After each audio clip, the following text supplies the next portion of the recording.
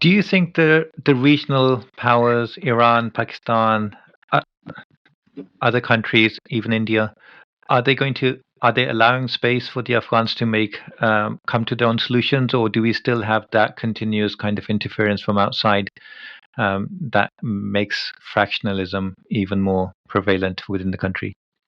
I think just Afghanistan geographically, it's always It going to is. have interferences. I mean, Iran is always going to want a piece of their pie. Pakistan certainly would.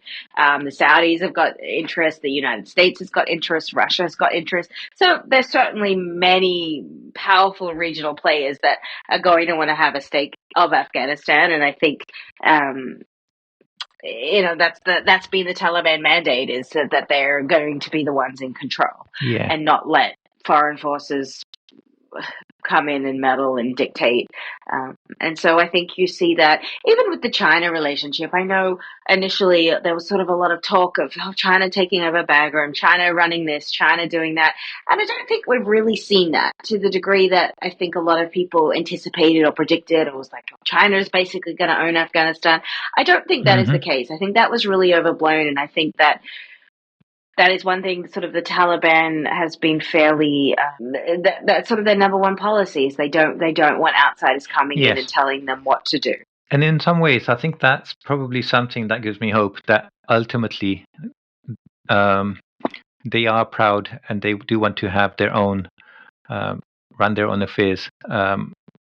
They can't figure out how to do it so far, but an organization like the Taliban that has control over the whole country, I think in some ways that will bring a level of stability. What do you think about foreign investment? Did you see any signs of like investment coming? Especially, I'm also thinking about what's going on in the region in terms of the BRIC nations coming closer together and the location, geographical importance of Afghanistan.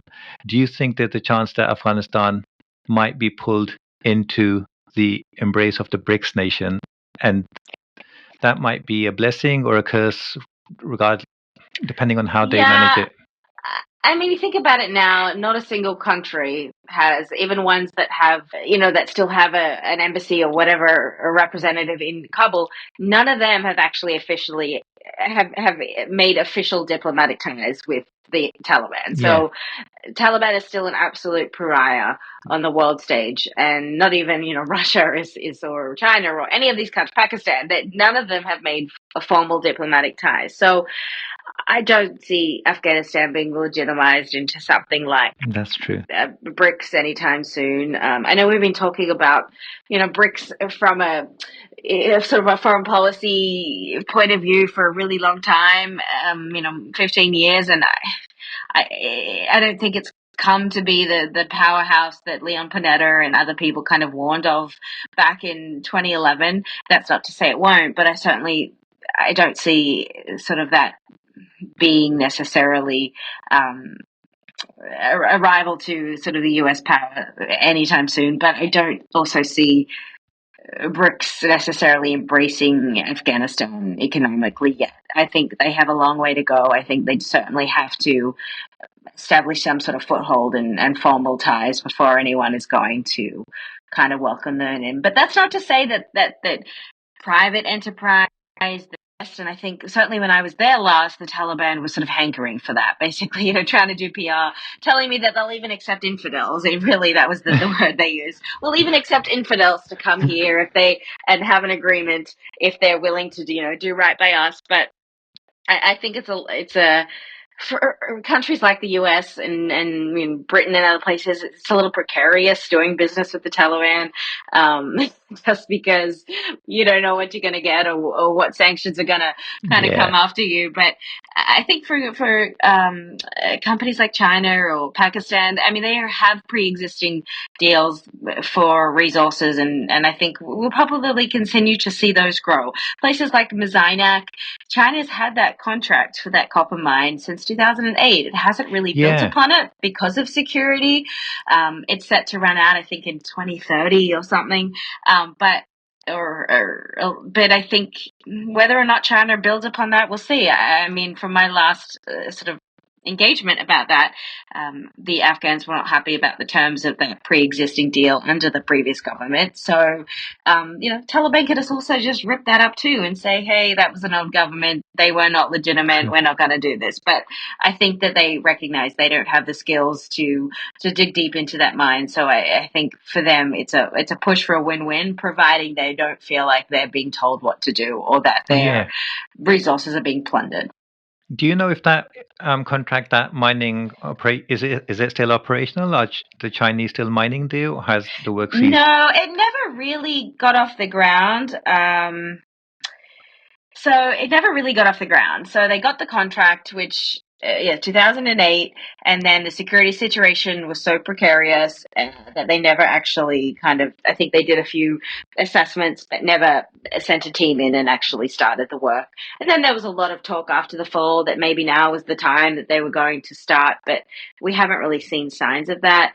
So I think there's just a lot of, I think there's still a lot of nervousness from Beijing about actually going through with that, despite the value that copper has. I mean, going back 2008 or beginning of the invasion, there really wasn't, we didn't have the electric cars, we didn't have the mobile phones, we didn't have all these things that run our life. So the value of copper back then wasn't really that big of a deal. Now it's a huge deal. It's the lifeline of everything we do. So I'm sure China would be looking for the best way to go in if they can get those security guarantees. And I don't know, with the presence of ISIS, with the infighting of the Taliban, there's still a lot of suicide bombings that happen in Afghanistan. We don't hear about it because it doesn't make the news anymore. But the situation there is still very unsteady. So I don't know that China is going to get those security reassurances to kind of go forth with those projects. True. I have connections in Pakistan. That's kind of where I belong ethnically. So personally, I think I find it interesting how things will pan out between Pakistan and Afghanistan, the Taliban movement now. I think that's going to be quite interesting because they have legitimate concerns on both sides. But at the same time, I don't think that they can kind of go on very long without actually having some kind of a mutual understanding and agreement for both their sakes. So I think that's going to be interesting. No country can exist in isolation. Exactly. I think Afghanistan certainly is going to want to shore up whatever partnerships it can get. What's going on between the ISIS presence in Afghanistan and also this whole Khorasan movement? Because we quite often hear about ISIS and the Taliban loggerheads with each other, having battles. Yeah, I mean, they're certainly not friends. And I think there was a narrative sort of in the West for a long time about the Taliban and ISIS cooperating. I certainly never saw any signs of that. Everything I saw was very much, those two, as you said, at loggerheads. I think ISIS it's definitely an insurgency that exists, but it's a what's the word? It's a very much a nuisance and a dangerous nuisance. I mean, it certainly can orchestrate bombings in all sorts of places and cost lives. And I think the Taliban tries to pretend that ISIS doesn't exist, or likes to just sort of dismiss it as just being a bit of a rebel group, but and doesn't want to acknowledge that it is a force to be reckoned with, and it, whilst it's not going to unseat them, I think, from power, it's certainly going to cause them a lot of headache, and that's and they've continued to do that over the course of the last few years. And I think that the Taliban doesn't sort of have the resources or the know-how to eliminate ISIS. And I mean, gosh, the US tried to, and it could neither. So, I mean, this is very much a reality for that part of the world that groups like these do exist.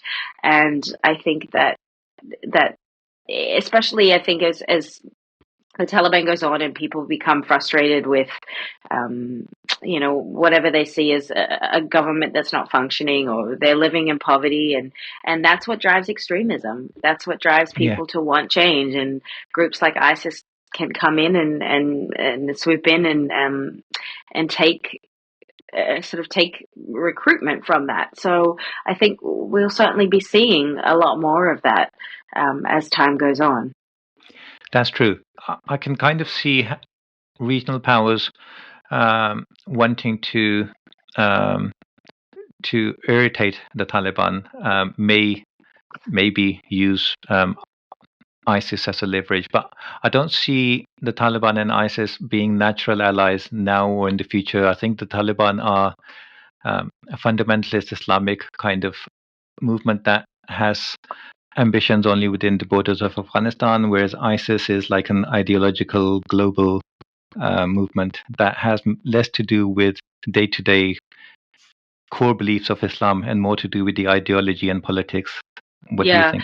Yeah, absolutely. They think very differently. ISIS has these sort of caliphate ideals, and Taliban is not focused on the rest of the world outside of Afghanistan. That's why they were never formally designated as a foreign terrorist organization, because they didn't have global ambitions the way that Al Qaeda and ISIS have. It's funny. I actually interviewed some ISIS fighters when I was in Afghanistan, and they were in Bagram prison. And then when the fall happened, they were released and went home, and the ones that I met were in Kunduz, and they were just happily rejoining and going about their way, and happily talking about whatever plans they had to attack. And it was just interesting to me that I guess in the Taliban's furor to give amnesty or show that they changed, that they'd let out all these ISIS fighters to basically just go back to their homes and regroup and continue their mission. So that was a little bizarre.